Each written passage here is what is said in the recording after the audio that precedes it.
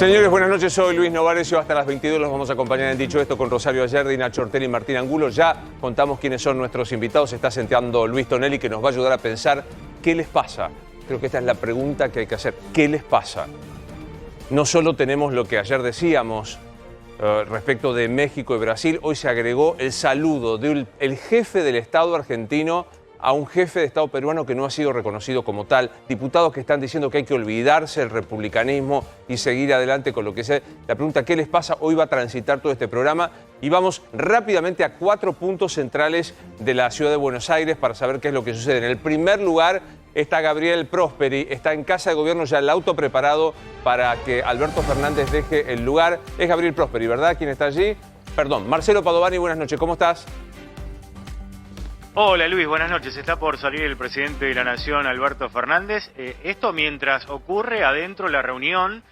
17:52 ingresó Luis. Carla Bisotti, la ministra de Salud de la Nación, a la reunión con Santiago Cafiero, con otros ministros y con los infectólogos, ¿no? Los infectólogos que van a dar recomendaciones acerca de qué es lo que hay que hacer desde el próximo sábado. Bueno, te escuchaba decir y escuchaba a los compañeros adelantar un poco lo que va a pasar a partir del sábado, ¿no? La prórroga de uno de los decretos anteriores al confinamiento estricto que va a regir aparentemente desde el próximo sábado. Fue un día de muchas reuniones en la Casa Rosada, primero el gabinete económico, después, la reunión que ustedes contaban también, ¿no? La de los jefes de gabinete. Santiago Cafiero con el jefe de gabinete de la provincia de Buenos Aires y con el jefe de gabinete de la ciudad de Buenos Aires. Habrá que ver qué hace la ciudad mañana, Luis, a partir de los anuncios del gobierno nacional después, decimos, de la prórroga del decreto que aparentemente se va a dar en el día de mañana. Gracias, nos quedamos allí, Marcelo. Nos vamos con Cristian Balbo al Congreso de la Nación, porque estamos viendo lo que sucede en esta sesión convocada en la que fracasó la posibilidad de tratar la cuestión sanitaria y las restricciones. Cristian, buenas noches, ¿cómo estás? Buenas noches, Luis, equipo. Y el presidente de la Nación, Alberto Fernández, se enteró a media tarde de hoy que el proyecto de ley de emergencia sanitaria, conocido como ley pandemia, no se va a tratar en el recinto de la Cámara de Diputados, al menos hasta el próximo 22 de junio. A partir de ahí ya están trabajando en la Casa de Gobierno con el decreto de necesidad y urgencia que se daría a conocer en el día de mañana o el sábado, todavía no está confirmado esto, para avanzar con las nuevas medidas y restricciones. Lo que ya pudieron adelantar es que se va a avanzar con el semáforo epidemiológico, es decir, por zonas de acuerdo a la cantidad de infectados y también a la ocupación de camas de terapia intensiva, que era la intención que existía con este proyecto de ley. Lo cierto es que pasó por la Comisión de Salud, también de Asuntos Constitucionales. Hasta ahí estaba todo bien, con dictamen favorable, todo indicaba que podía ser tratado en el recinto de la Cámara Baja en la jornada de hoy, pero cuando llegó a labor parlamentaria, Luis, todo quedó en veremos porque no se incluyó en el temario del día. En estos momentos, una sesión mixta donde está tratando el tema de zonas frías, tiene que ver con el subsidio al gas en algunas regiones. Inclusive se había hablado de la posibilidad de incorporar, Luis, a Córdoba, Santa Fe, a Catamarca y Jujuy para lograr también votos favorables en ese sentido en el caso de que hoy se tratase el proyecto de ley de emergencia sanitaria y negociar en esa lógica. Pero no se trató ese proyecto, avanza el de zonas frías, más de 4 horas de sesión. También se va a tratar el proyecto de equidad de género en los medios de comunicación, también algunas cuestiones vinculadas a proyectos educativos con México y también con República Dominicana, y también cuestiones vinculadas a seguridad social vinculado con Israel. Así que una sesión larga por el momento. Repetimos, 4 horas avanzando con el tema del subsidio al gas en las zonas frías y no se trató entonces, Luis, el proyecto de ley de emergencia sanitaria que era lo esperado y lo guardado por el Gobierno Nacional en la jornada de hoy. Mañana entonces, decreto de necesidad y urgencia y todas las miradas puestas, Luis, en lo que va a pasar los fines de semana. Si se va a avanzar con restricciones estrictas, con esa fase 1 moderada, o si va a haber más libertades los fines de semana, sobre todo en algunos sectores muy sensibles, como por ejemplo el gastronómico. Gracias, Cristian. Nos quedamos allí, ya lo anticipamos con Rosario Ayerdi. El decreto va a prever una suerte de vuelta a mediados de mayo, con imposibilidad de circular por las calles de 8 a 6 de la mañana, no apertura de locales gastronómicos por la noche, como lo estábamos diciendo, sino solo hasta las 19, y el tema de las clases presenciales para el Gobierno Nacional va a ser no en contradicción clara con el gobierno de la ciudad. A esta hora queremos ver qué pasa con la circulación en un día difícil de cantidad de infectados y de muertos, ¿verdad? 27.628 casos de positivos. Se bajó un poco de los 30.000, pero sigue siendo un número alto, como marcaba Jorge Hefner la semana pasada, de dónde debería estar la media. 669 personas fallecidas, con un total hasta ahora de 83.941. Bueno, vemos una enorme circulación. Un gusto recibirlo aquí en Dicho Esto a nuestro compañero Martín Rojas, que está trabajando en Constitución. Hola Martín, buenas noches. Hola Luis, qué gusto saludarte. Y acá estamos en la puerta sobre la calle Hornos, donde es incesante el pasar de las personas que llegan en el subte, en su mayoría en el subte de la línea C, y que ingresan a esta estación de Constitución para dirigirse hacia la zona sur del Gran Buenos Aires. Vos sabés que fue una tarde muy complicada porque hubo muchísima gente, muchísimos pasajeros que llegaban hasta esta estación de Constitución y se había caído la aplicación Cuidar, esa aplicación, ese permiso que tienen los pasajeros para poder usar el tren. Y cuando llegaban hasta este lugar, los policías no les quedaba otra, Luis, que decirle pase, pase, porque no había ningún tipo de control, atravesaban el vallado metálico y ya podían acceder al sector de los andenes para tomar cualquiera de los trenes hacia la zona sur. Quedaron expuestos, Luis, aquellos que tenían los pases truchos, porque llegaron y le mostraban eso a la policía y la policía le decía, es trucho, porque no está funcionando la aplicación. Quedaron expuestos muchas de esas personas que no tenían las autorizaciones legales, entre comillas, y que de todas maneras hoy pudieron viajar por esto que pasó. Se cayó la aplicación Cuidar y realmente fue un descontrol la estación de Constitución, Luis. Bien, gracias Martíncho, ya volvemos allí a este lugar. Nos vamos a otro sitio en donde la verdad que es una postal que deberíamos mostrar diariamente y que es la calle que nunca dormía. Hay que usar el pasado, la calle que no apagaba sus luces. Nos vamos a Avenida Corrientes. Allí está Gabriel Prosperi, mostrando lo que es la Avenida Corrientes de un día jueves, otrora la meca de la circulación por teatros, por restaurantes. Gabriel, buenas noches, ¿cómo estás? Hola Luis, ¿cómo estás? Buenas noches. Sería la calle Corrientes adormecida en estos tiempos, ¿no? Donde las marquesinas de los teatros están apagadas, donde no hay cines. Día de estrenos sería hoy, donde los cines tendrían una vitalidad impresionante, donde las pizzerías estarían llenas de gente, tal vez esperando dentro de una hora y media que culminaran las películas y la gente se sentara justamente en las pizzerías. Pero no, lo que tenemos es esta fotografía, como vos bien decías, de una avenida Corrientes que estaba sin dormir, ahora adormecida, y que, por ejemplo, trabaja de esta manera, con restaurantes y pizzerías que utilizan el sistema de takeaway desde las 19. Aquí llegamos a esa hora más o menos y los empleados estaban levantando algunas mesas que tenían por fuera para que los comensales pudieran degustar una de las pizzas más ricas de la ciudad de Buenos Aires y una de las pizzerías más tradicionales. Utilizan el takeaway, solamente pueden venir vecinos de la zona a buscar sus pedidos ya hechos previamente y hacen justamente esto. Enfrente tenemos otra pizzería absolutamente tradicional de la Avenida Corrientes. Estamos en una de las cuadras de la Avenida Corrientes, además, más famosas, entre Uruguay y Talcahuano. Por lo tanto, tenemos allí enfrente también otra de las pizzerías o de los restaurantes, de los bares tradicionales más importantes de la ciudad de Buenos Aires. También, otrora, a la salida de los teatros, de los cines, llenos absolutamente de gente, con gente esperando afuera. Bueno, ahora están esperando justamente todos estos comerciantes a ver si la Avenida Corrientes de alguna manera puede salir de ese adormecimiento. ¿Cuánto tardarán los teatros, en todo caso, en volver a abrir las puertas? Cuando funcionaron durante este verano y entrado los primeros días del otoño. ¿Tendrán esa posibilidad los cines? Tal vez la Avenida Corrientes tomará nuevamente vida, aunque sea un poquitito, un aliciente para los comerciantes y también para la gente que tanto gusta de pasear por aquí. Bueno, está por verse, como decían recién ustedes mismos y los compañeros, tanto de Casa de Gobierno como del Congreso de la Nación. Bueno, quedará por verse y en la escritura del próximo DNU que saldrá mañana lo sabremos. Gracias, Gabriel. Como siempre, muy buen informe. Bueno, la verdad que me gustaría sumarlo aquí para que charlemos todos juntos, pero el distanciamiento no nos deja. Luis Tonelli, gracias por estar con nosotros, Luigi. ¿Cómo estás? Hoy tengo desde hace 2 días la pregunta, ¿qué les pasa? ¿Qué les pasa a los que dicen que ganan poco, los diputados? ¿Qué les pasa al presidente con Brasil? ¿Qué le pasa? ¿Qué le pasa? Es un país sin rumbo. Es un país inclusive sin relato, ¿cierto? Viste que siempre hemos acusado al kirchnerismo de armar un relato. Hoy no hay nada. hoy no hay un horizonte al cual dirigirse, y es un gobierno laca, por las siglas de lo atamos con alambre. Gobierno ¿cierto? laca. Todo se resuelve. Mi papá tenía un sello cuando hacía una oferta que le ponía laca. Y yo un día le dije, ¿qué es esto? Y lo atamos con alambre porque es un presupuesto barato. También tiene otro que era SPP, si pasa, pasa, ¿no? Ah. A este gobierno le pone a todo, ¿viste? Laca y SPP. ¿Y por qué?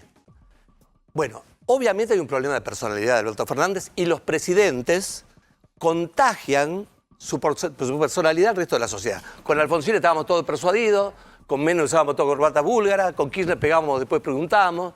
Bueno, con De la Rúa no voy a decir, ¿no? O sea, el presidente es una persona que nos coordina. Pues es algo simbólico la presidencia, ¿no? O sea, gobernar un país. Mira, yo no puedo gobernar, ¿viste? Mi vida, voy a gobernar un país. Es un hecho simbólico. Ahora, el presidente tiene dos manos. O sea, una está en lo que es lo administrativo. La gestión, se dirá también ahora, o sea, llevar métodos privados a la administración pública. Ok. Pero también tiene un lado político que tener. Y me parece que ese es el problema de Alberto. Es un tipo con una gran experiencia en el Estado. Nació en el Estado casi Alberto, ¿eh? O sea, nació con un renglón en el presupuesto, ¿no? O sea, no hay nadie que haya tenido, como decías vos recién, una experiencia tal. Y lo conocía muy bien. Ahora, me parece que él mismo confundió esa capacidad que tenía con algo que le proveía Néstor Kirchner. O sea, él jugaba el partido de fútbol en una cancha alisada, lo llamaba Moyano, pero a Moyano ya lo había agarrado a la noche Kirchner y lo había ablandado, viste, como uno hablando una milanesa para poner la cocción, ¿no es cierto? Entonces, él encontraba la cancha lisa y en ese lugar fue un jefe de gabinete, digamos, eficiente, nadie puede dudar eso. Por el otro lado, en el kirchnerismo había bozal. Alberto es una persona que tiende a hablarse encima, ¿cierto? Y como uno, digamos, en la presidencia fundamentalmente tiene que ser dueño de su silencio, ¿no? Y no esclavo de sus estupideces, ¿no? Porque todos tendemos a decir estupideces, y vaya si yo las digo. Y cuanto más hablamos es peor. Cuando más hablas tenés más probabilidad de decir cosas. ¿Y por qué a Alberto le falla el tema político? Por un lado, un tema que no sabe, ¿no? Vamos a decir. Pero por otro lado, es una coalición que uno puede decir que Cristina es obviamente un elemento muy fuerte en la constitución, pero no la conduce. O sea, no conduce a los gobernadores, no conduce a los intendentes, no conduce mismo a la gestión de gobierno, ¿no es cierto? Hay una tensión permanente. Cristina tiene que comunicarse a través de la prensa, a través de los twitters, digamos, para hacer que, digamos, las cosas pasen. Tienen que ponerse fuerte con Basualdo para que no lo echen, pero tiene que ponerse fuerte, no una conversacionante que dice, ya, Basualdo no lo toques. Digo, ¿entendés, Luis? Hay mucho barullo en la coalición. Entonces, en una persona que no es un líder, todo ese barullo se traduce comunicacionalmente. Cuando hay un problema de comunicación no hay que llamarlo a Ramírez Bulla en política. Tenés un problema político. Claro. ¿No? Y entonces él está nervioso, teme decir estupideces y como nos pasa a nosotros. No voy a decir esto y lo decís, ¿viste? Sí, claro. Y digo, el problema es, me gusta este diagnóstico de lo atamos con alambre y de un presidente verborrágico que tiende a ser esclavo más de sus pifias. Voy a usar la palabra eso lo puedo pifia, decir yo. Realmente. Porque tiene que tomar decisiones fuertes. Tiene que tomar un decreto de necesidad de urgencia, que ya anticipamos con Rosario Ayerdi, va a afectar otra vez parecido al 20 y pico de mayo. Ahora, Rosario, el otro hombre que es el más crítico, que es en la provincia de Buenos Aires, Axel Kicillof, ¿sabemos hacia dónde va con este nuevo decreto? Sí, y en esto tenían acuerdo hoy desde la tarde desde la provincia de Buenos Aires, incluso lo que decían antes de la reunión de los jefes de gabinete, Santiago Cafiero, Felipe Miguel y Carlos Bianco, es que estaban dispuestos incluso a ceder las restricciones de los fines de semana, es decir, las restricciones duras, para que se vuelva a la etapa anterior. Este nuevo decreto va a ser de lunes a lunes y hablaban justamente del acuerdo del fin de semana sin fase 1, la restricción de circulación de 20 a 6, porque en un momento también se evaluó si tenía que estirarse esta restricción, si podía ser a partir de las 21 o de las 22, y la provincia lo que decían es, no, va a ser de 20 a 6, la suspensión de clases presenciales, Esto claro. es inamovible para Kicillof, ¿eh? Es inamovible. No, nada, ni mixto, ni nada, no. Siguen virtuales las clases en la provincia de Buenos Aires y obviamente la prohibición de reuniones sociales. Con esta propuesta llegó el gobierno de la provincia a la Casa Rosada. ¿Qué es lo que va a terminar sucediendo? Exactamente esto que tiene que ver con el decreto 287, que es el que el gobierno nacional va a prorrogar mañana. Y contame desde el otro lugar complicado, Nacho, que es la ciudad. ¿Con qué se va a enfrentar Alberto Fernández o qué va a haber del lado de la capital federal? Bueno, Alberto Fernández tomó nota de que Horacio Rodríguez Larreta quería de alguna manera correrle la cancha, por eso salió muy fuerte a decir que no iban a ceder respecto al tema de la zona de alarma epidemiológica, el paso a zona de alto riesgo, que es de alguna manera flexibilizar actividades. Pero Horacio Rodríguez Larreta lo que quiere hacer es insistir con la presencialidad en las escuelas, como vos decías, Luis. Van a tratar de abrir, no solamente, ahora recordemos, ahora primaria completo va presencial, primero y segundo año del secundario también va presencial, al igual que jardín de infantes. Y la idea es que ahora tercero, cuarto y quinto año vuelvan a tener presencialidad. Actualmente están haciéndolo de forma virtual. La idea es que vuelvan a una bimodalidad. Por lo menos a un par de días que vuelvan a la escuela. Me parece que esto va a ser un lío. Sí. Ahora, lo que también viene, si es lo que estoy leyendo de tu propuesta... Eso es lo que propuso Horacio Rodríguez Larreta. Me parece que es una propuesta arriesgada, teniendo en cuenta la tensión que hay con la Casa Rosada. Esta propuesta me parece que no va a terminar teniendo efecto.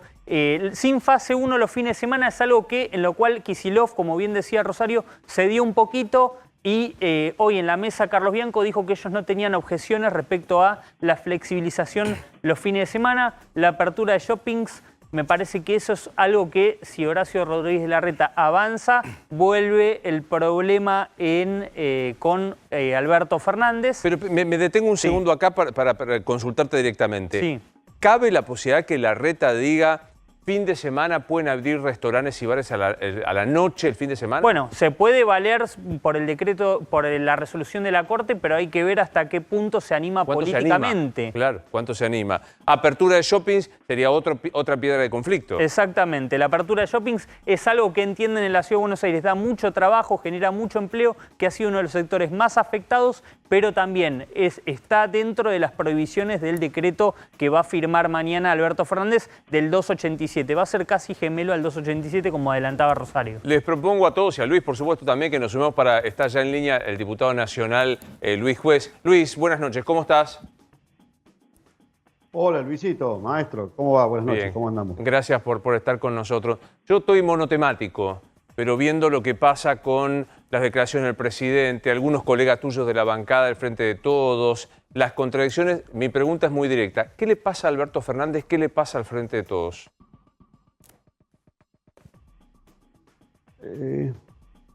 Vos sabés que he tenido algunas expresiones que después cuando las escucho digo, pucha, no es bueno que yo me exprese de esa manera contra la investidura presidencial, pero te lo digo como un tipo del interior, como lo sos vos. Por ahí me parece que Alberto es un porteño canchero que quiere cancherear las situaciones y no se da cuenta de la magnitud de la gravedad en la que estamos viviendo. Y él la cancherea y cree que todo es una conversación entre compañeros en el medio de una unidad básica. Y es muy difícil, ¿viste? Es muy difícil porque el ánimo está complejo, porque la situación es delicada, porque los 83.000 muertos, todos tenemos amigos, conocidos, parientes, familiares. Entonces hay una sensibilidad a flor de piel, hay un cansancio, un hastío, un fastidio. Y pareciera que la dirigencia política no ha tomado nota de eso. Que vos podés decir cualquier locura. Yo ahora estamos sesionando, seguramente me van a matar porque van a decir, juez, tenía que estar en la sesión, tengo prendida la computadora. Y vos escuchás los discursos y hablan de empatía y hablan de vincularse y estamos discutiendo la zona fría porque la gente, pobre gente, no tiene para calentarse y el precio del gas. Pero la empatía se va al carajo cuando nos aumentamos el 40% los sueldos, ¿viste? Por un lado queremos tener empatía con la gente y queremos subsidiarle el gas y queremos que el resto le subsidie el gas a lugares que podrían pagarlo, pero cuando nos tocan el sueldo, cuando nos tocan el bolsillo, la empatía ya no hace falta.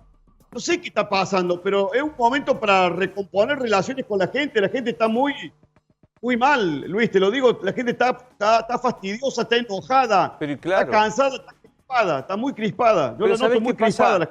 A mí, digamos, podría yo tratar de hacer el esfuerzo de entender algunas cosas.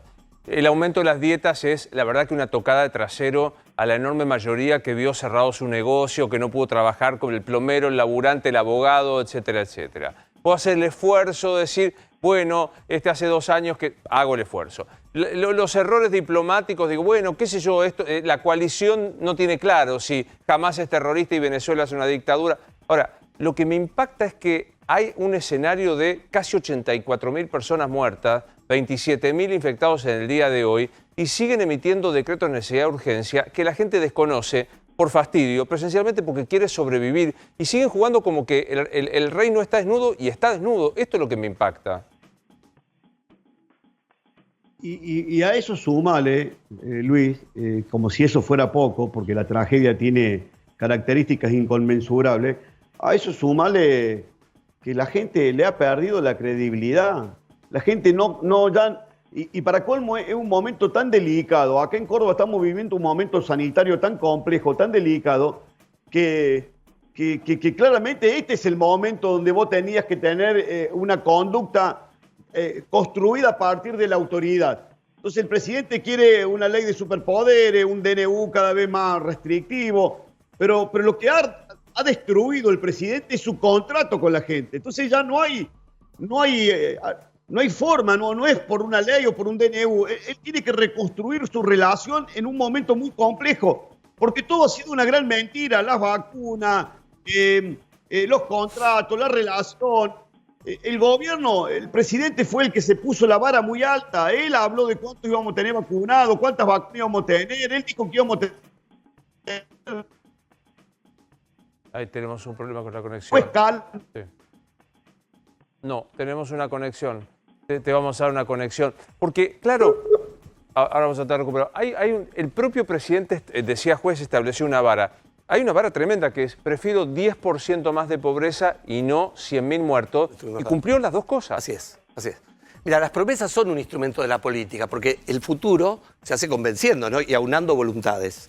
Ahora, el problema, cuando esas promesas quedan tan distantes de la realidad, y en un presidente que se la pasa por el otro lado haciendo promesas, ¿no? Y comparando cuadros que finalmente son falsos, y miran su propia autoridad en un momento en que la propia autoridad de él fácticamente era muy reducida, ¿no es cierto? Porque era una coalición que es un presidente finalmente, viste, delegado.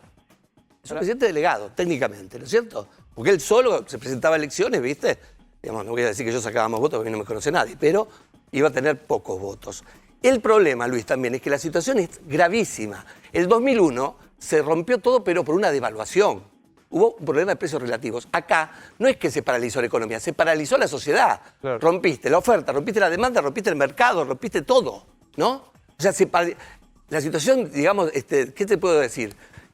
Fantástica para un Carlos Marx, ¿viste? Que pensaba que la revolución se iba a dar por consumo, por oferta de las dos, no, se dio todo acá. O sea, y hoy, si vos querés activar el consumo, tenés que emitir, pero la inflación está galopante. Entonces, el gobierno, ¿viste? Por eso el gobierno laca, va por un lado, va por el otro, ¿viste? Guzmán dice una cosa, Cristina dice otra. Lo que hace falta es un plan con credibilidad y con consenso. Que es un poco lo que planteaba. Lo que dijiste vos al principio. Que creo que lo recuperamos en la conexión. Estás ahí, Luis, ¿verdad? Sí, estoy escuchando todo siempre. Claro, y decías esto, decía que el gobierno se puso una vara. Yo ponía esta otra vara tremenda. Prefiero 10% más de pobres que 100.000 muertos. Los 10 puntos de caída la tenemos y la pobreza subió 10%. Y lamentablemente nos encaminamos a los 100.000 muertos. Entonces, ¿qué necesidad tiene razón lo que dice Tonelli? ¿Qué necesidad tenés de atar todo con alambre? ¿Qué necesidad tenés de prometer metas que vos sabés que no vas a alcanzar? Eso solamente lo hacen los tipos que tienen poder prestado. Entonces te tienen que generar una expectativa para que vos lo mires, le preste atención. Yo le diría al presidente, no prometa más nada, presidente, administre con decencia, con honestidad, con compromiso la palabra. No hace falta porque ya no nos entra más una mentira. La gente ya no necesita la expectativa de la gente es cero. Cero, la gente no le cree al presidente, pero tampoco nos cree a nosotros. Entonces lo que hay que tratar de hacer es bajar la expectativa al piso. Decirles, los vamos a cuidar, vamos a hacer lo imposible, vamos a tratar que haya la menor cantidad de muertos posible, vamos a tratar que la economía no se destruya del todo, pero vamos a estar mal. No hace falta que prometamos estupideces, porque la gente, encima que no te cree, se fastidia porque ve que la mentira cada vez va escalando. Es un tobogán de mentiras donde ya no te puedes frenar más. Quiero sumar así, Martín. No, le quiero a los dos, Luis. ¿Creen que sin pandemia hubiésemos tenido el mismo Alberto Fernández fallido como presidente que están marcando? ¿O ustedes le asignan a la pandemia parte de los errores posibles en una situación tan excepcional, sobre todo el año pasado. Empezamos con juez, sí, Luis Juez. Por favor. Si yo dijera que no, sería un necio, hipócrita y un cínico, porque esto es una tragedia. La pandemia claramente ha condicionado. Ahora, también es un gobierno que no tuvo tiempo de hacer autocrítica. Un gobierno que no soñaba que iba a volver tan rápido. Lo digo por experiencia propia. En nuestro propio gobierno decíamos, estos tipos no vuelven más. Y volvieron muy rápido, entonces no tuvieron que hacer autocrítica si robar en el Estado estaba bien o estaba mal, si se podían enriquecer, eso la gente lo iba a condenar o no. Vos lo ves ahora que volvieron tan rápidamente, sin ninguna autocrítica y con tipos sin ninguna experiencia, y el cóctel explosivo a ese ponerle una pandemia y claramente todo te va a salir horrible. Pero la verdad que creo que yo no quiero sacar el contexto de la pandemia, pero aún sin pandemia creo que este gobierno no está a la altura de las circunstancias que necesitan los argentinos, ¿no? Luis Tonelli. Mira, la coalición reúne elementos muy disparatados y falta una conducción política, ¿no es cierto? Falta liderazgo político formal, ¿no? El presidente tiene que dirigir. Eso por un lado. La pandemia, estoy muy de acuerdo con Luis, es una tragedia como pocas veces vivió la Argentina y quizás no tenemos todavía conciencia cabal de lo que está pasando, ¿no? O sea, ¿qué país deja la pandemia y deja las medidas que se tomaron? Pero también te sirve de excusa permanente, ¿viste? Este gobierno toma a la pandemia globalmente como excusa para todo, ¿viste? Vos tenés inflación hoy, pero vos mirá lo que está pasando en Birmania. Dice, sí, ¿no? Claro. No, pero falta vacuna. Ah, porque vos no viste lo que pasa en Kuala Lumpur, ¿no es cierto? Entonces, la pandemia global ha servido también para esta cuestión de eximirse de responsabilidades, ¿no es cierto? Entonces, ¿cómo se ha resuelto la cosa? De la peor manera, la grieta. Entonces, ¿viste? No importa ni siquiera que diga la verdad, o que el que estoy escuchando diga la verdad con tal de que haga daño al otro. Y bueno, estamos en el peor de los mundos, ¿no? Porque en este momento que tenemos un consenso básico, ¿no? Sobre el cual edificar un plan para salir, no digo para crecer, para salir de esto, una ambulancia. La ambulancia del gobierno está hecha pelota. Sí, Rosario. Sí, juez, le pregunto porque usted hablaba de que no hay autocrítica en el gobierno, que claramente no la hay con respecto también a lo que fue la gestión anterior. Ahora, esto no es algo que le pase a todos los partidos políticos, porque también escuchamos a exfuncionarios del macrismo ahora dar clases sobre pandemia, sobre economía y demás, cuando hace menos de 2 años dejaron el gobierno y perdieron la elección justamente por esto. Evidentemente tenemos una clase dirigente berreta. Sí, claro que sí. ¿Cómo no decirlo? Recién, hace un rato decía Luis, cuando hablaba de la escuela de formación de dirigente francesa, nosotros detestamos, acá somos todos dirigentes empíricos, todos con la lengua creemos que vamos a resolver los problemas y si vos no estudiás, no te preparás, no te capacitás, no tenés contacto con la gente, claramente vas derecho al fracaso. Y si encima, como decía Tonelli recién, una pandemia que puede ser una tragedia porque sabemos que son tragedias, vos no la usás para unir al pueblo, para decir, mire, nos va a ir muy mal. Vamos a tratar que se nos muera la menor cantidad de argentinos posible, pero nos agarró complicado, con una situación económica difícil, con un país hecho mierda, con una economía destrozada. Entonces vamos a tratar de cuidarnos de esta manera y construir consenso sobre el tema sanitario exclusivamente. Y encima no lo hace y te peleas porque un tipo quiere mantener abierto un colegio y vos decís que él tiene que tener cerrado porque tu gobernador no puede controlar absolutamente nada. Y a partir de ahí la escalada cada vez va llegando a límites que ya no tiene posibilidad de detenerse. Claramente, entonces tenemos una dirigencia política, social, empresaria, berreta. Por eso este país, con todas las condiciones que tiene, no termina de salir nunca, porque siempre repetimos los mismos errores. Por eso yo quiero ser prudente, yo quiero ser muy prudente, no estoy responsabilizando. Ahora digo, si encima de eso tenés un presidente imprudente, canchero, que está todos los días haciendo ejercicio de masculinidad para mostrar que él puede, y lo hace mal, porque le sale mal, y encima una banda de cobardes que no son capaces de decirle, presidente, tranquilo, maestro, tranquilo, alguien que le choree el celular y que le diga, dame el celular, no te haga más el adolescente, no podés andar tuiteando boludeces, dame el celular porque sos el presidente de los argentinos. Estamos complicados, verdaderamente complicados. A Tonelli, yo le quiero preguntar, estuvo muy cerca en el gobierno de Cambiemos y me consta que tenía una mirada muy crítica de la falta de sensibilidad de esa gestión ante lo que estaba ocurriendo en muchos casos por la situación económica y demás. Trasladándolo a este contexto actual, ¿qué es lo que pasa cuando llegan al poder que pierden como el termómetro de lo que está pasando. ¿Por qué ocurre? Y si hay forma de revertirlo esto. Si en ese momento, como vos lo planteabas internamente en Cambiemos, ahora hay alguien que le pueda plantear a Alberto Fernández, mirá, Alberto, vamos a reperfilar este gobierno porque se nos va. Yo hablaba, se nos van las elecciones, pero no me hacía claro, caso. ¿eh? Gracias a Dios, no, porque digo muchas cosas. Pero el punto aquí es que cada uno que llega, en general tiene un preámbulo exitoso, ¿viste? Vos llegás, ganaste, ya la victoria te infla. 48%. ¿No es cierto? Y vos te ilusionás con pegarla, ¿no es cierto? Hacer algo que, bueno, de vuelta a la página de la historia. Ahora, este país no es un problema de pegarla, porque acá no la ha pegado nadie. Este es un país de, como decía recién Luis Juez, centrarse en las cuestiones mínimas, básicas, ver los problemas, ¿no es cierto? Porque tenemos una decadencia de 40 años que ha aumentado la pobreza al 7%. ¿No? Imagínate con la pandemia, la pandemia que nos lleva a una crisis todos los años de caída del 10%, ¿no? Entonces digo, consensos básicos. Es más, este país, nuestras instituciones, pese a que pone un presidente ahí estelar, demandan consenso. Si no tenés consenso, vos lo sabés muy bien, construido, no con los que piensan igual que yo, sino con precisamente los que están en disenso. Por eso se crea consenso. Pese a que el tipo no me guste, ¿no es cierto? Pese a que no esté de acuerdo en muchas cosas, si no nos sentamos y se junta el yayán, no hay políticas estructurales. Aparte, y esto de generar que la otra parte de la política, eso es ser política, digamos, Luigi. Eso es ser política. Sentarte eso en una política. parte, acordar. A mí, perdón que insista, pero a mí me parece preocupante porque más allá de lo que decías vos, Luis Juez, del ejercicio de masculinidad, estoy azorado por la fineza de tu metáfora, Juez. Algo te han puesto en el agua, porque para que digas ejercicio de masculinidad y no lo que todos pensamos, algo te pasa esta noche, Luis, te lo voy a decir. Pero digo, más allá de la afirmación de su masculinidad, de su tuiteo adolescente, el presidente de la Nación pone en duda si la Argentina está aliada con una nación terrorista como Hamás o no. El presidente de la Nación pifia y saluda a un presidente que no está proclamado por la Autoridad Constitucional de Perú.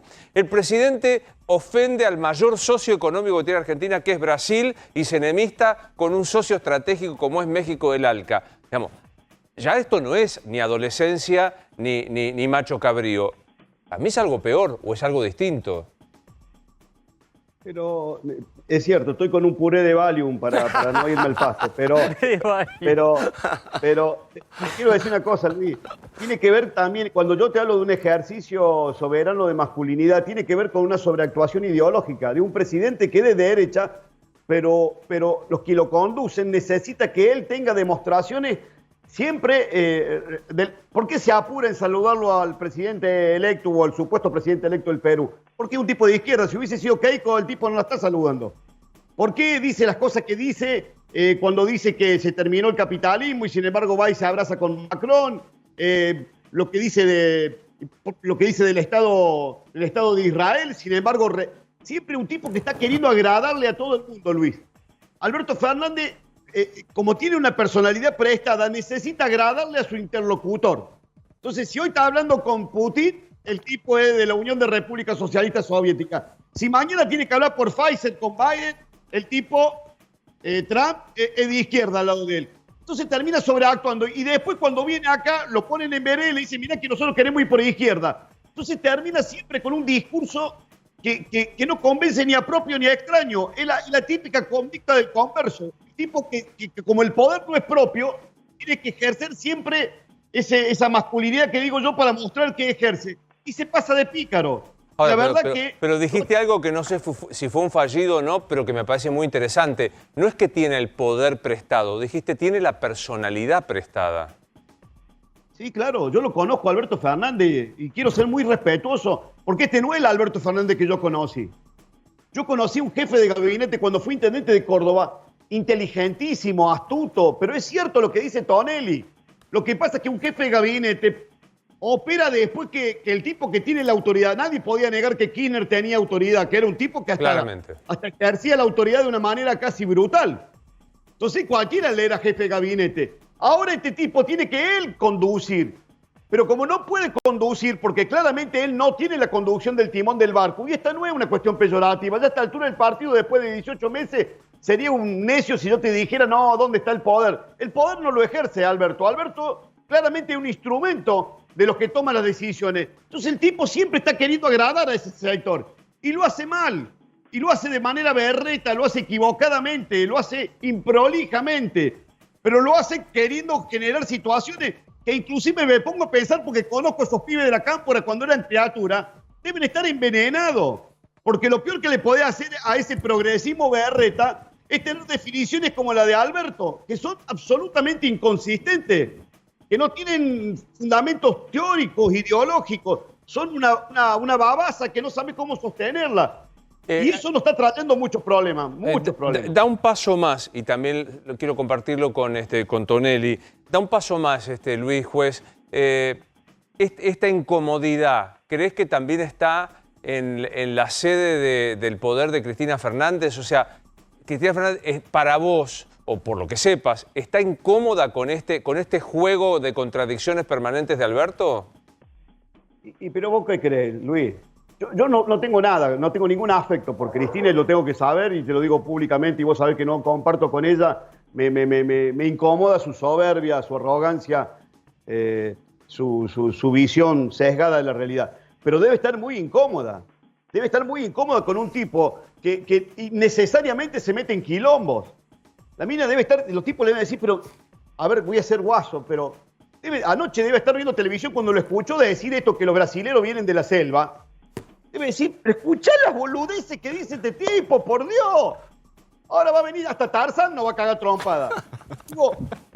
Digo, yo me pongo a pensar una mina que es tan complicada. Cuando lo ve a Alberto, dice, pero no puede ser que este tipo sea una máquina de echar moco. Debe estar más fastidioso que yo, que vos, que Tonelli con Alberto. Porque ellos quieren venderle a los argentinos un presidente que claramente se mete en situaciones extremadamente incómodas. Y vos sabés una cosa, Luis, se mete solo. No es que lo empujan. Claro. Se mete de canchero. Se mete porque él es un canchero. Él cree que va a salir así nomás con un par de gambetas, cree que es Orteguita. Y no, loco. No es así porque sos el presidente de los argentinos. Y cada cosa que vos decís, recién te escuchaba. ¿A quién se le ocurre presentarse ante el INADI?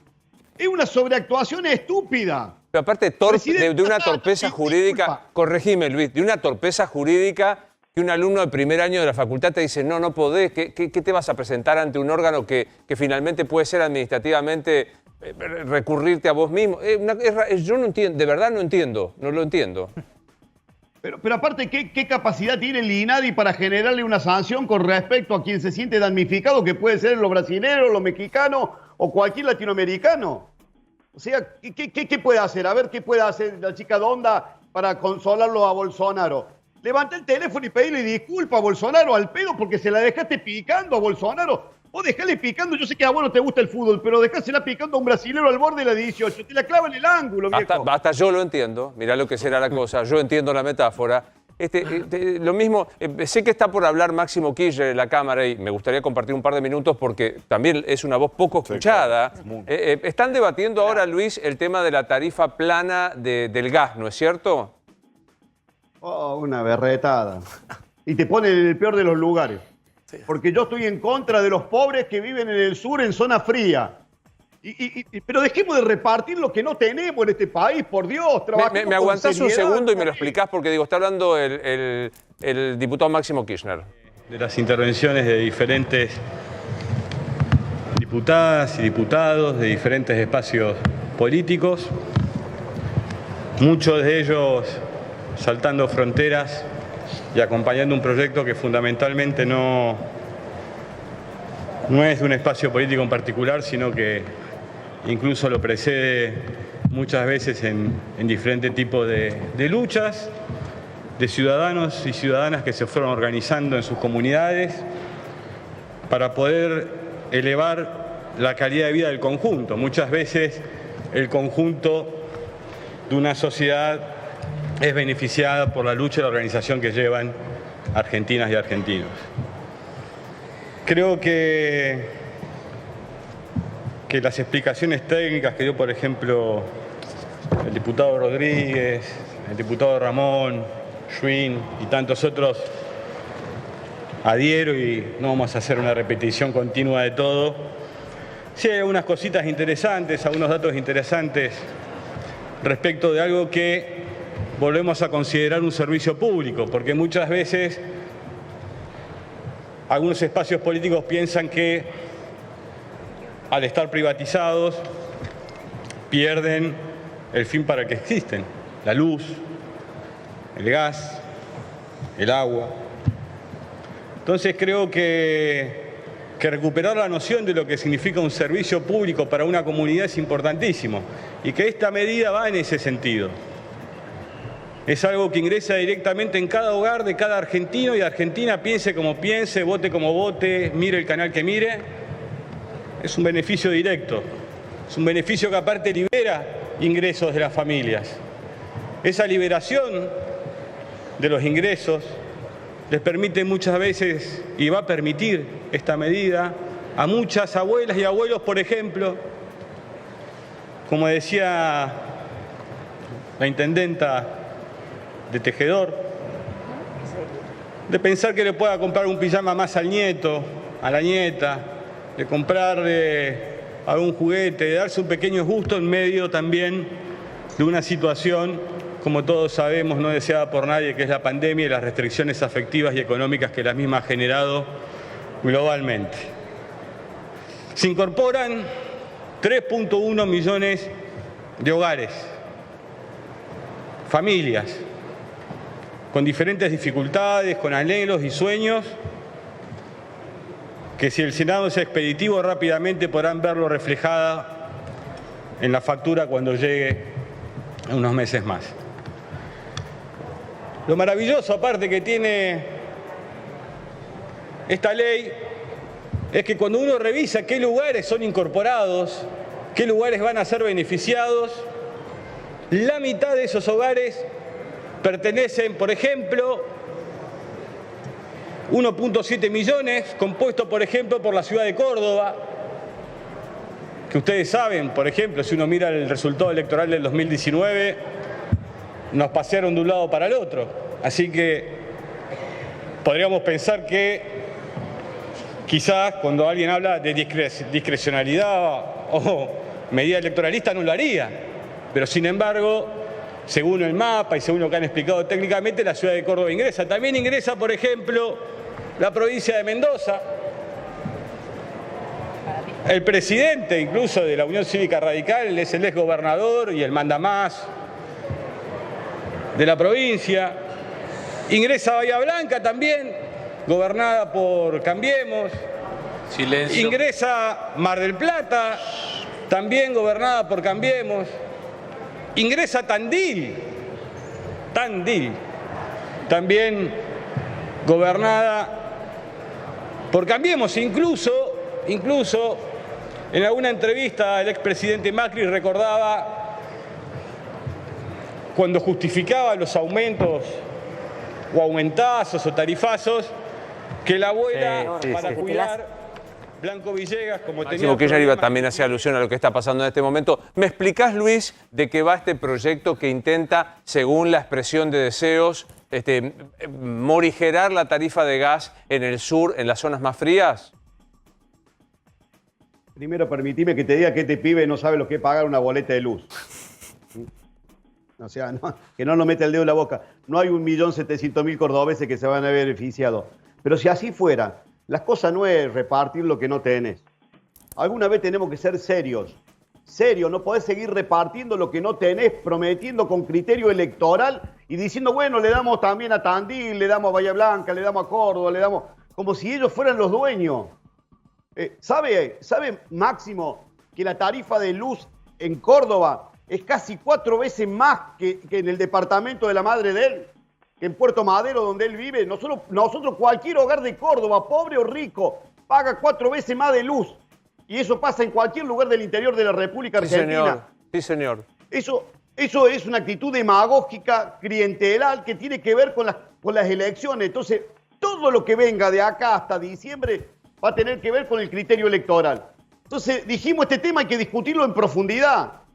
Y la verdad que es una bravuconada, pero bueno, todas las sesiones que tengamos de acá hasta septiembre van a tener que ver con esto. Intentar repartir, tirar algo, seguir estirando de un país que ya no tiene cómo vivir, cómo sobrevivir. No hay laburo privado, Luis, en esta Argentina. La gente no tiene para abrir la persiana, porque primero no lo dejan y segundo ya no tiene posibilidad. No saben, esta gente no tiene idea de lo que significa juntar para pagar una quincena. Es imposible. Si vos destruís al tipo que promueve y que genera empleo, no tenés solución. No podemos vivir todo haciendo cola a un cajero del Banco Nación para cobrar un IFE o una asignación universal. Lo tiene que entender el kirchnerismo. Tenés que tratar de promover una Argentina que produzca empleo. Y estos tipos con estas conductas dadivosas, populistas, repartiendo lo que no hay, porque ¿sabe qué? Están eximiendo a gran parte de Córdoba del gas, el impuesto al gas, la reducción del impuesto al gas. Gente que no tiene gas natural, pero cuando lo tengan, dicen ellos. Es como Papá Noel, dice, bueno, loco, pero Papá Noel preso el 24 de la noche. Y bueno, aguanta que llegue. Que te quiere adelantar, quiere que venga ahora en junio. Entonces te están dando algo para gente que no tiene acá. Por ejemplo, todo el valle de Tras la Sierra, que le ofrecen un gas subsidiado, no tenemos gas natural. Entonces, te das cuenta de esto que decía Tonelli recién. En vez de aprovechar este momento tan angustioso que estamos viviendo los argentinos, de la muerte de 84.000 muertos, para sentarnos a discutir 2 pilares, 3, ¿cuánto querés? 3 pilares básicos para reconstruir este país. Lo único que estamos pensando en la elección de septiembre. Esto es lo único que le interesa a la dirigencia política. Luis, te dejo bajar virtualmente a la cámara. Gracias por estar con nosotros.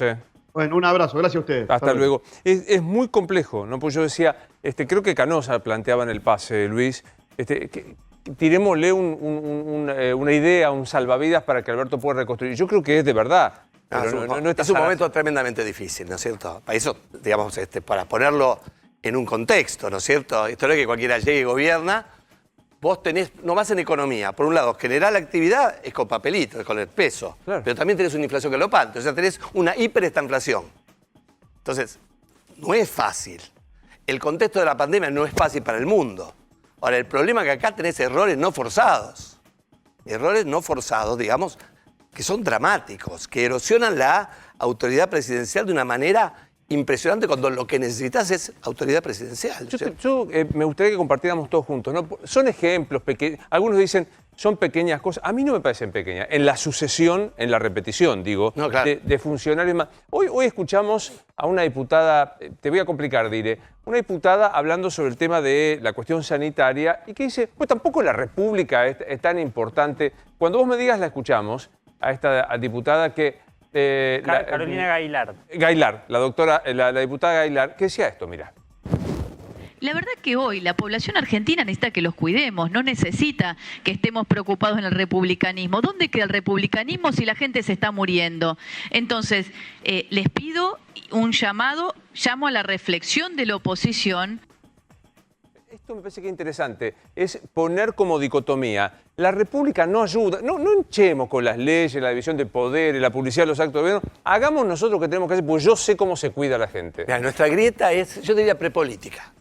Porque vos un país lo haces, tanto con decisión como con institución. O sea, las instituciones están para encuadrar las decisiones están para hacerse efectivas a través de las instituciones. O sea, eso es el ABC. Nosotros no hemos resuelto esto. O sea, después háblame de la ideología. Carrió decía preideológico, esto es prepolítico. Prepolítico, porque un Estado es eso, tanto instituciones como decisión. Las decisiones del lado del peronismo, que es el partido del poder, digamos, y del otro lado queda el partido de las instituciones. Bueno, esta disociación, digamos, es dramática, es dramática. Ahora, Luis, porque mucho hablamos del oficialismo también y en la oposición hay un lío bárbaro. De hecho, cuando hablamos de oficialismo decimos interna feroz, cuando hablamos de oposición, bueno, hay muchos candidatos. No, pero efectivamente, ¿qué crees que tiene que hacer María Eugenia Vidal en este momento en el que a Rodríguez Larreta se le genera una complicación con la candidatura de Patricia Bullrich? Mira, el problema de la coalición es un problema que también tiene el gobierno, que son los dos fenómenos políticos invertebrados. Digo, ejemplo chiquito. Thatcher se mandó la metida de pata de poner un impuesto, ¿no? Flat tax. El partido conservador al que ella había llevado el poder, la agarró de las pestañas y la hizo renunciar. Y puso a Rabbit Mayor. No sé muy bien, estaba viviendo yo en Inglaterra en ese momento. Sí, cuando lo vi a Mayor, dije, ¿pero qué es esto? El partido dijo, con esta tipa, ¿cierto? Perdemos las elecciones, Thatcher. Ahora, ¿quién agarra de la pestaña a Vidal y la pone como candidata, que es la mejor candidata para la provincia de Buenos Aires? Nadie, porque es un fenómeno invertebrado. Ni siquiera tiene el mecanismo de las internas permanentes que tenemos nosotros los radicales, ¿no? Que la vida nuestra es vivir en internas. Ni siquiera tiene un mecanismo institucional. Es digamos, una mezcla de ONG con una empresa, digamos, fue el PRO. Digamos, más allá que quiere tener institucionalidad, pero siendo un fenómeno de lo nuevo, de lo etéreo, de lo virtual, ¿cómo resolver los conflictos? Ahora, vos dijiste algo que me pareció central. Creo que no tomamos magnitud del país que deja la pandemia. Y una de las aristas, por ejemplo, es el tema de la pobreza, la gente que queda fuera, desbarrancada del sistema. Agustín Salvia es el titular del Observatorio de la Universidad Católica Argentina. Agustín, buenas noches, ¿cómo le va? ¿Qué tal, Luis? Muy buenas noches. Bien. Ya hemos hablado de números de pobreza que superan el 50%. ¿Cuándo se emite el nuevo informe de ustedes? No, a ver, los niveles de pobreza, tanto para la encuesta de la deuda social, para el periodo julio-octubre del año pasado, alcanzó el 44,7%. Para el INDEC, el 42% en el segundo semestre del año, pero si uno analiza los microdatos, el último dato que deja la información oficial es de 45,2% de pobreza en el último trimestre del año pasado. En un contexto donde comenzaba el proceso de reactivación y también comenzaba la inflación, a reactivarse la inflación, el primer trimestre habría bajado a 2-3 puntos, 42, 43%, y este segundo trimestre, obviamente, esta situación de nuevas políticas sanitarias y tampoco de un rebote o una reactivación que se ofrezca como muy virtuosa en materia de creación de empleo, produce justamente un resultado como el que estamos analizando, que es que en realidad la pobreza seguiría alrededor del 45%. Ahora, nuestra información va a estar en diciembre, como todos los años, va a estar en diciembre de este año presentándose el informe. Lo que venimos haciendo es que en una actividad que realizamos ayer con Cáritas, en función de apoyar la colecta anual que realiza Cáritas este fin de semana, presentar datos que no habíamos presentado en anteriores informes o anticipar algunos que van a surgir de una información de infancia. Entendí bien, Agustín, perdón la interrupción, entendí bien en ese informe que se explica de que de cada cuatro menores que se sientan a la mesa a comer, solo uno lo hace en condiciones de la necesidad que exige para un desarrollo psicofísico. A ver, yo creo que el problema es más grave que el título, pero aclaremos el título, porque el título creo que quedó descontextualizado. Ese título puesto a nivel de la comunicación. Eso es así en los sectores del conurbano pobre. Es decir, 1 de cada 4 niños en el conurbano pobre logra una mínima alimentación que podríamos garantizar seguridad alimentaria. A nivel del país, hay 4 de cada 10 niños que ven afectada su seguridad alimentaria, dentro de los cuales entre 1 y 2 experimentan situaciones de hambre, de inseguridad alimentaria severa. En general, no solo 4 de cada 10 están afectados en su seguridad alimentaria, no comen adecuadamente, no comen con una dieta completa, no tienen las comidas adecuadas, sino que la malnutrición está fuertemente asociada a esta situación. No solo la desnutrición, sino la malnutrición. Claro. Para poder garantizar, saciar el hambre hay que cubrirse de alimentos más básicos, pocos nutrientes, carbohidratos que permitan llenar la ansiedad, y esta situación está afectando claramente a los más pobres, a los segmentos de los grandes conurbanos del país y de los sectores informales, que son los que han perdido más empleo y más capacidad de dar respuesta a las condiciones de crisis, y bien afectando, diría que desde los sectores más pobres hasta las clases medias de cuentapropias, pequeños talleristas, pequeños comerciantes, prestadores de servicio, artesanos, monotributistas, muchos de ellos, y otros dentro de un sector cuasi informal, que han visto reducida su actividad económica y obviamente han pasado a la situación de pobreza. Bien. No se atreven, no tienen sienten vergüenza de ir a comedores a buscar la asistencia pública, pero sin duda en ellos también se ha ampliado la malnutrición para la infancia. Sí, Salvia, ahora, ¿cómo se sale de esta situación teniendo en cuenta que el gobierno se enfrenta ante una disyuntiva de una oposición que le critica el asistencialismo y por el otro lado que tampoco tiene tanto margen desde el punto de vista fiscal? ¿Cómo se hace para, ante esta situación en la que todavía no se genera empleo, poder salir? ¿Ustedes tienen algún tipo de propuesta que se pueda acercar como para que la tome la política y pueda avanzar con medidas concretas, al menos para contener el crecimiento de la pobreza? A ver, bueno, es una pregunta compleja, pero se puede responder de esta manera. Hay una situación de emergencia. No estamos teniendo una clase política y una conducción política acorde a la situación de emergencia. Sin embargo, la sociedad responde a la emergencia. Más de 30.000 voluntarios de Cáritas, pero más de 200.000 o 300.000 voluntarios de distintas organizaciones trabajan hoy por hoy en atender la asistencia. Pequeños emprendedores se lanzan todavía a tratar de recuperar su trabajo, su empresa, su microemprendimiento y sostienen el rancho para evitar la crisis. Hay gente que sale con el caballo y con el carro a seguir buscando alimentos o desperdicios para revenderlos. Los feriantes se siguen organizando para vender en sus ferias.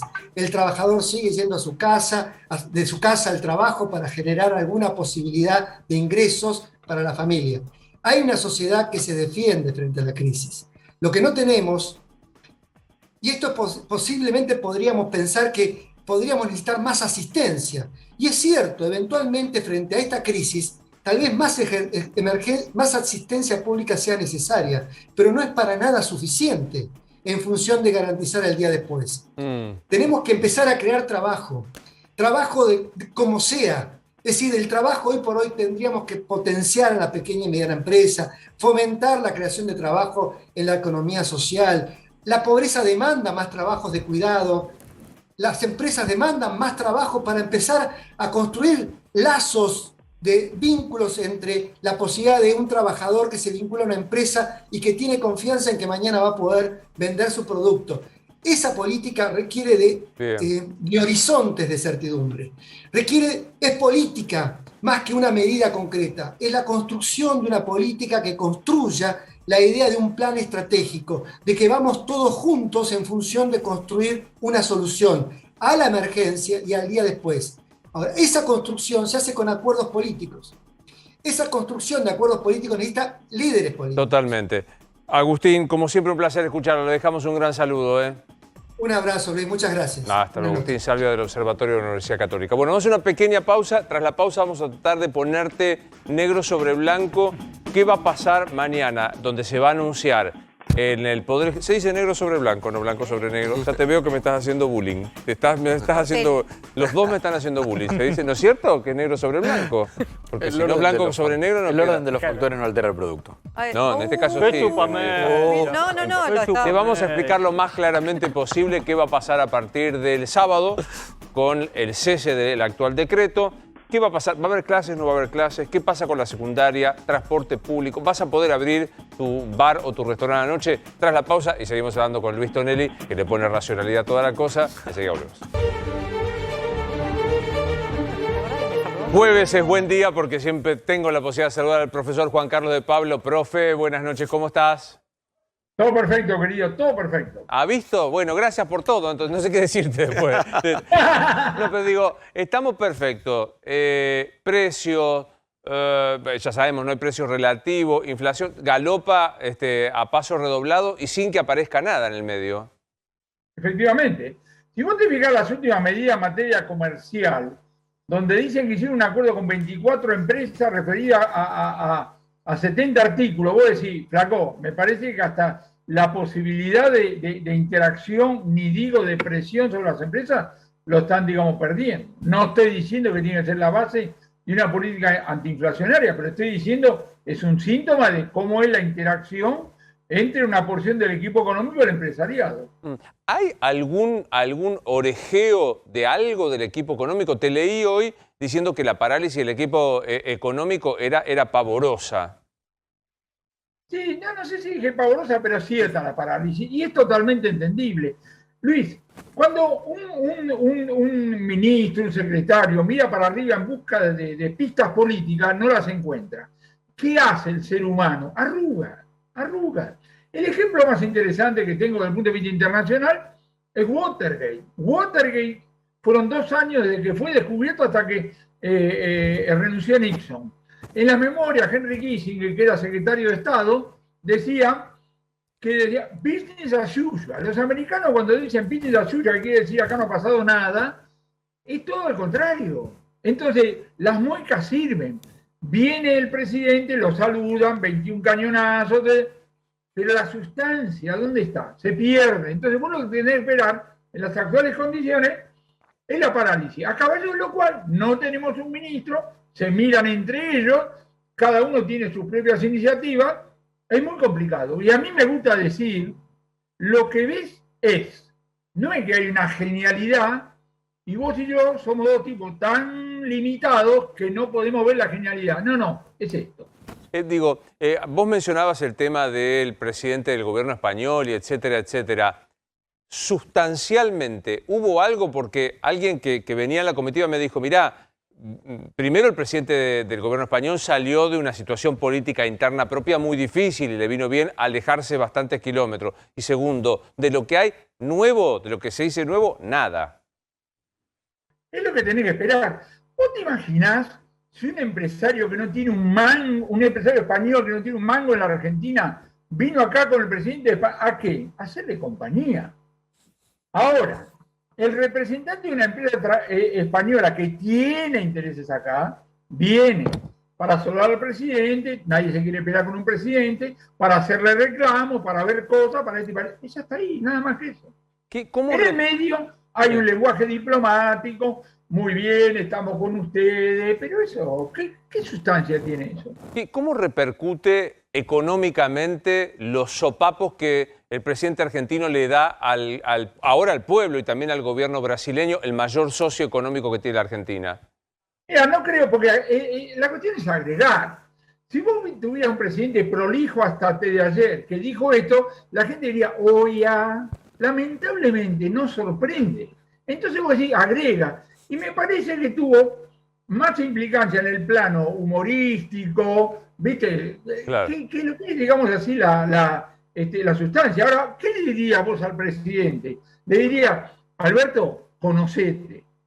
Si vos tenés esta propensión, hacete escribir los pronunciamientos más importantes. Deja alguna cosita, pero los pronunciamientos más importantes, ¿entendés? Y además tiene que tener el presidente un tipo cercano a él, en el que crea, que le diga, Alberto, vení, vamos a tomar un cafecito, tranquilo, jefe. No parece tenerlo. En función de los resultados, no parece tenerlo. En el momento que estamos hablando, hay en el Congreso una discusión nuevamente por el tema tarifario, en este caso gas, para subsidiar y para tratar de... Digo, es más de lo mismo, esta historia de creer que se puede tapar el sol con las manos y decir, puedo no mirar que hay inflación, no mirar que hay costos, no mirar que hay todo eso. Con esta implicancia desde el punto de vista distributivo, porque el caso gas es más claro todavía que el caso de electricidad. Vos podés subsidiar la tarifa del gas a los que le llegan gas a través de las redes, que son los tipos de clase media y clase alta, porque los pobres tienen gas con garrafas. Y el precio de la garrafa cuesta un huevo. No digo más cosas porque como estuvo Luis Buez hace un poquito, no quiero competir desde el punto de vista gramatical, digamos así, ¿entendés? Pero esto es un tema fundamental. Yo escuchaba hace un minuto en el programa tuyo a Máximo Kirchner que dijo que a raíz de esto, no sé quién le dijo que una abuela dice, le puedo comprar otro pijama a mi nieto. Bueno, muchachos, es la clave. Regalemos todas las tarifas de todos los servicios públicos y las abuelas le van a regalar 48 pijamas a cada uno de los nietos. Pensemos un poquito, un poquito. Ahora, ¿puede ser que se ideologice de tal forma en donde un pensamiento tan elemental, ¿no? O sea, que la producción de gas, de luz, de agua supone un costo, que esos costos están afectados por la inflación y que es imposible creer que se puede regalar, que se puede generar una suerte de, no sé, de generación gratuita de estos temas? ¿Puede ser que estemos tan atrapados por la ideología? Yo no te puedo decir qué mezcla tenés de ingenuidad, de ignorancia de intereses o de cosas por el estilo. Pero sí puedo decir lo siguiente. Me da la impresión de que los oriundos de Santa Cruz tienen una mentalidad extractiva propia de la realidad en la cual ellos han vivido, que es una cosa diferente de lo que pueden ser otras actividades. Y este punto me parece importantísimo. Mi ejemplo preferido es Arabia Saudita, país que nunca estuve. Digo, me da la impresión de que en Arabia Saudita haces así y sale petróleo. El costo de extraer un barril de petróleo son, digo, cualquier cosa, $2 y lo vendes a $70. Entonces, toda la discusión es a quién le pertenecen los $68 claro. de diferencia. La soja no es así. Los pulobres no son así. Los anteojos no son así. Es otra música. Tenés que levantarte a crear, a proyectar, a invertir, a correr riesgo, a sentirte dueño de los beneficios, etcétera, etcétera. Yo lo que veo de todos los tipos que les gusta, les encanta meter la mano y distribuir, es esta mentalidad, digamos, extractiva, como si el PBI fuera generado por el maná, cae del cielo y la pregunta es, ¿por qué cayó acá en esta vereda en vez de caer en esta vereda? Una última muy cortita. La experiencia volvió a funcionar como esperábamos, mal. Cerraste las exportaciones, se retrajo la oferta, aumentó el precio y hay menos carnes y más cara en la carnicería. ¿Hay alguna vuelta para encontrar otra solución que no sea saber lo que va a pasar siempre? Es un lindo ejemplo de lo que vos acabas de decir. Porque cuando yo fui a la facultad hace algunos meses, como vos comprenderás, estudiamos el ciclo ganadero.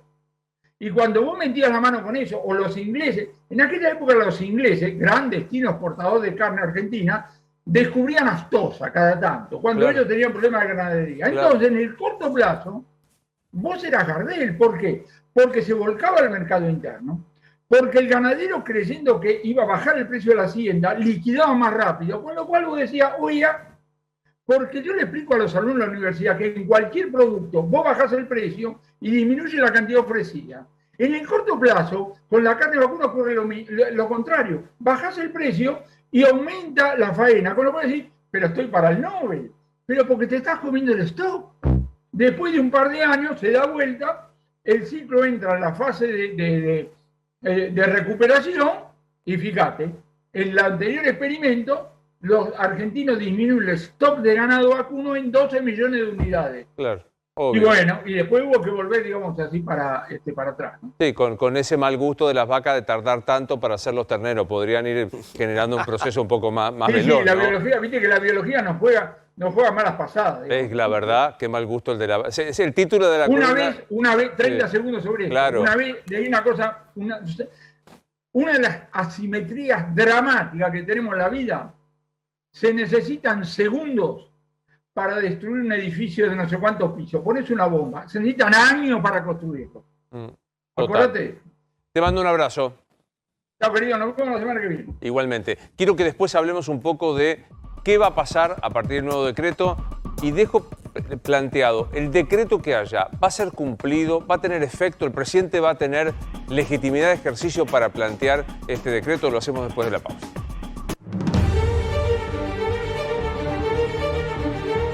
¿Van a adelantar la vacunación de autoridades de mesas para las elecciones? Sí, hoy lo resolvió la Cámara Electoral. Muchas decisiones muy importantes vinculadas a las autoridades de mesas. La primera, esta que vos decís, se va a adelantar 65 días la designación de las autoridades de mesa para dar plazo a otra medida que tomó hoy la Cámara. Todas las autoridades de mesas tienen que estar vacunadas por una cuestión sanitaria, claro, pero principalmente por una cuestión organizativa. No quieren tener problemas a la hora de designar las autoridades de mesa, que empiece gente, yo tengo factores de riesgo, no tengo la vacuna, tengo miedo de ir, tengo miedo de estar.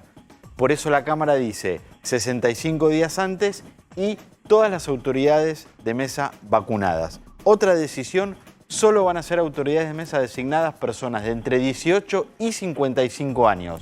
De 55 hasta 70, que es la edad que permite el código, la Cámara dijo, pueden ser personas de riesgo, no vamos a exponerla, tampoco nos vamos a exponer a que haya muchos planteos de excusaciones. Excepto que una persona mayor de 55 años diga, yo tengo las dos vacunas, quiero ser autoridad de mesa, claro, o yo asumo el riesgo, claro, de ser autoridad de mesa en este contexto. El otro punto importante, la Cámara va a designar en una primera instancia a 5 personas por mesa electoral, para después que queden 2 titulares y una suplente cada 2 mesas. Es una suerte tener un banco de suplentes, porque ¿qué puede pasar? 10 días antes de la elección alguien dice yo no puedo ir, o inclusive 4 días antes de la elección fui contacto estrecho, tengo COVID, tengo fiebre, no puedo ir. Bueno, acá hay una persona suplente, también vacunada, que puede llegar a ser autoridad de mesa. También puede pasar que haya gente que no esté vacunado y que termine siendo autoridad de mesa. El otro punto importante, le pidió al gobierno un buen incentivo económico como viático para que la gente vaya y cumpla esa función. Están pensando, esto es una idea, 4.500 pesos por cada elección. Y otra opción que está un poquito más descartada, algunos pensaban que aquellas personas que no estén vacunadas puedan inscribirse como un incentivo para recibir la vacuna en el registro de voluntarios de autoridad de mesa. Personas de 20, 25 años que digan, bueno, si me inscribo y me llaman, me puedo vacunar. Hoy esto en la Cámara me decían, ya con el plan de vacunación tan adelantado para septiembre, noviembre, no lo vemos tan posible, pero alguna persona que lo esté pensando, ahí tiene un incentivo. Bueno, se me escapó el tiempo para las medidas y demás, pero quiero retomar en un minuto, literal, lo que dijiste. Gobierno LACA y gobierno SPP. Si pasa, pasa y lo estamos con alambre. ¿Eso es hoy el gobierno de Alberto Fernández? Sí, pero también es el Estado. Sí, el Estado se ha transformado no en eso que arbitra entre los conflictos, que es el Estado de todo el mundo, ¿no es cierto? Es un Estado en donde regala y le manotean y los recursos siempre vienen del mismo sector y cada vez más chico. Cacería en un zoológico cada vez más chiquito. Claro, totalmente. Entonces, en algún momento pasa esto, ¿no? Ya no es un país desfigurado, ya es otra Argentina. Bueno, venga más seguido. Bueno, que acá se lo invíteme que yo los quiero. Todo muy bien. Gracias a Royaz. Estoy feliz de vestir Royaz. A Salón Berlín, que es mi barbería. Fernanda Tosi, que se ocupa de mi estética. Y la gente de Plata Madre, que se ocupa de todas estas cuestiones. Se quedan con Romina Mangel. Hoy tiene en sus invitados a Santiago Cafiero, el jefe de gabinete. Creo que es un momento muy interesante para escuchar. Y después viene la mega, super, ultra estrella de A24, que es Babi Checopardo y Luis Novarecio mañana.